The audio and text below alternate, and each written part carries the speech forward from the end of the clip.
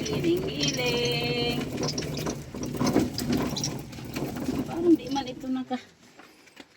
hindi ko man napindot. Ay!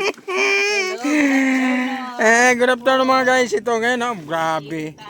Ang galing nito maggiling, oh. Puro mais na mais. Shake. Iya. Yan. Giling para gawing bigas.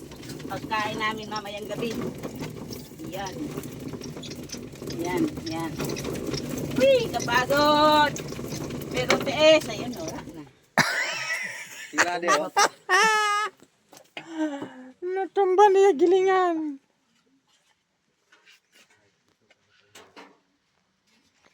Yan mga guys, yan totoo talagang bigas. Yan bigas talaga, oh. Baka sabihin nyo na yan ang mga sinaunang gilingan ng Tiempo